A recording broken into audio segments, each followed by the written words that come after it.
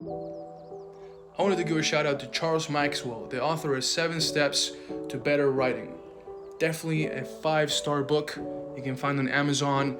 And the reason why I'm giving the shout out not only is because it's an excellent book, he puts his phone number in the back of the book, and I had the courage. I always approach life, try it, see what happens. So I called him, and what do you know? He actually answers the phone.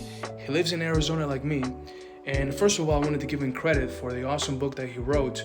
And I explained to him the book that I'm writing myself now, and it's going to be called End Domestic Violence. No, the title is going to be called You're Doing It Wrong, End Domestic Violence in 10 Steps. And the whole premise of the book that I'm writing is, I think the world of domestic violence, the advice that's given to victims is wrong in a lot of cases. Let me explain. If you're hiking and you see a mountain lion ferociously looking at you, licking its chops, the worst thing you can do is what? Run away or make yourself look small. So what are victims taught when they call, and this is not an attack against any victims advocate agencies. I think it's one of the most noble work you can do, help victims in their weakest moment. But I think some of the methodologies they're using, they're not the best. And let me explain. So when you call the victims, the shelter or the advocate, one of the first things they're gonna ask you is if you're safe, very reasonable.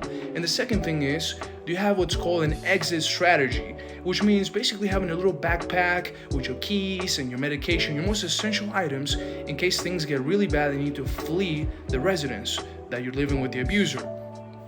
I flipped this on his head because I think that, based on my experience surviving domestic violence, if you take that approach, you're going to trigger the predatory instinct on the mountain lion, and they're going to ferociously chase after you. You gotta do what hikers are taught. You gotta make yourself look big and make yourself look like you're not an easy prey to deal with. So the mountain lion takes this subconscious subconscious calculation that going after this victim is gonna be a very bad idea. So how do you achieve this in not a physical manner? What I want to teach in this book that I'm going to write is going to be somewhat of a similar template to this. You're Doing It Wrong, End Domestic Violence in 10 Steps. Step number 1 that I'm going to teach victims, what I've done, is documentation before separation. Now, most people will tell you if you're in a relationship with the abuser, it's the worst thing that can happen to you. You got to leave as soon as you can. Now, that is all sound and fair advice. And I expect everyone reading my book and listening to the videos, by the way, not legal advice and I'm not a lawyer, I expect everyone to have a brain. So if you're in truly danger for your life, then you may want to just flee and take the advice that they give you. Get your backpack, get your exit strategy. But if you can withstand the danger, it's a calculated risk, and you can collect evidence of the abuse that you're enduring, that evidence is worth weight in gold after you leave. It's going to give you all the leverage to pursue criminal charges. If you happen to have a child with this person, it may be that what tilts the custody battle and give the parent the primary custody care of the child if there's a child involved. It's really important that victims document before they leave, if they can, within reason. Step number 2, rather than fleeing the residence, I teach them what's called a protective order with exclusive property rights. Now, you may have never heard that before. Exclusive property, this is free to do, by the way, because I've been there. I know what it's like to be completely broke. Financial accounts completely decimated. These people are the worst. They'll deplete your bank accounts before they leave. So, free techniques that every domestic violence victim can execute. When you execute an order of protection with exclusive property rights, the police will come to the residence and they'll escort the abuser, and they're prohibited from coming back to the residence. And it's what's called a disruptor of behavior.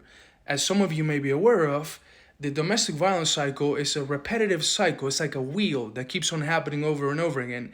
And when the victim does these techniques that I teach in the book, it completely disrupts that cycle and it flips it in his head. Because what just happened?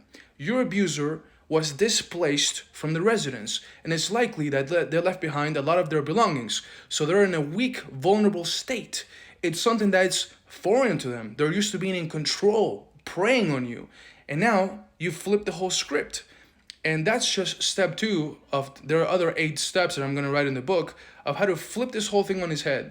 So once again, big shout out to Charles Maxwell, the author of this book. I'm reading several other books as to how to become a better writer. I think writing is one of the best weapons that you can have in your arsenal. As Jordan Peterson says, the famous clinical psychologist, if you know how to read and write, is really what university should be used for, learning to read and write. Let me know, anyone that may be interested in getting the first copies of the book. I want to make it as my mission, everything that I do to help victims, absolutely free. Whether it's applications that involved artificial intelligence to help victims, books that I write, ebooks, everything should be absolutely free. Leave in the comments below if you'd be interested in a copy, or send me a message if there's something that you think I should consider when writing this book. Rafael Testai, until next time.